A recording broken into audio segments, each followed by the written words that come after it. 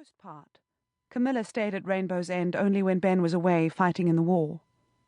Like most other able-bodied white, Asian or coloured men in Rhodesia, he was on compulsory call-up with the army for periods that varied from unit to unit, but could be anything up to 6 weeks at a stretch. At those times, Camilla would take the kids, and they would spend a month or so with his parents, where Ben felt there was safety in numbers, and where her nurse's training meant that she could help his father care for her gravely ill mother-in-law, Sheila. Camilla loved Rainbow's End as much as Ben did.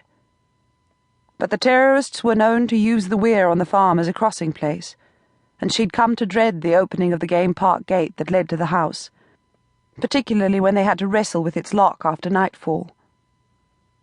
It was the perfect place for an ambush. Once, when Bruce had climbed out in the darkness to open it, their extreme vulnerability, an anxious mother and a small, careful boy, had smacked her in the chest like a physical force, and she'd cried out to him to hurry.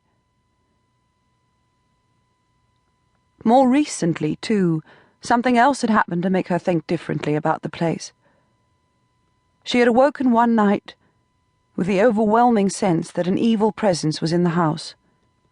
The feeling was so intense, and she was so distressed by it, that she shook the children from their sleep. They'd all held hands and said a prayer.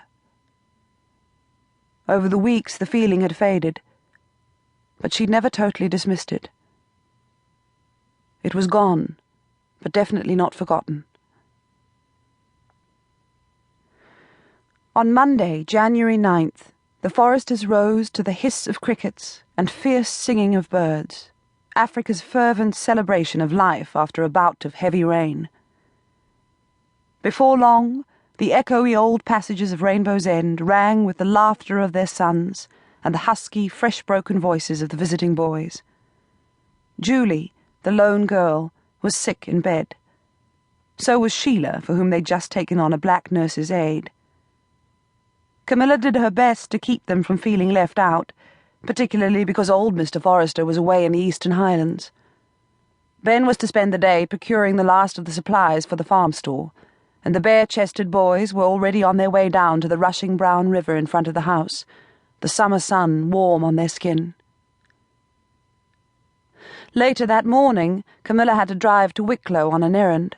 By then, Bruce had had his fill of splashing and diving with the others in the foaming pools below the weir, and he dried himself off and told her that he'd like to come with her and fly his falcon. On the airstrip at Wicklow, they stood together and watched the falcon's freedom flight.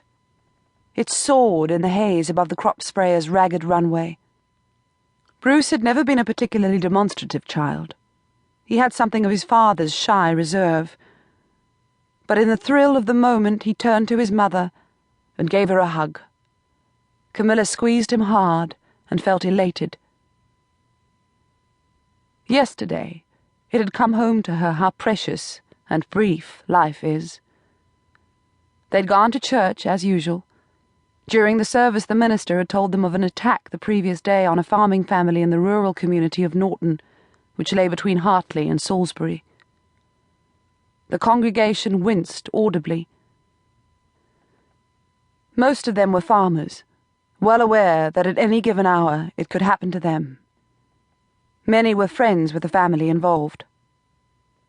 Billy Miller had been on patrol with his army unit in the valleys around Lake McIlwain, coincidentally close to his own farm. His wife and 2 daughters waited alone at home. When a fuel delivery driver knocked on their door asking for directions to the house on the farm's second section, usually occupied by Billy's brother and his wife, now away on holiday, they offered to show him the way, and walked into an ambush. Sheila Miller and 15-year-old Sarah were killed outright. The other daughter, Victoria, was left for dead. Down in the valley, Billy heard the shots. Camilla had found it difficult to come to terms with the realization that an entire family, bonded tight by love and memories, could be devastated at the speed of a bullet.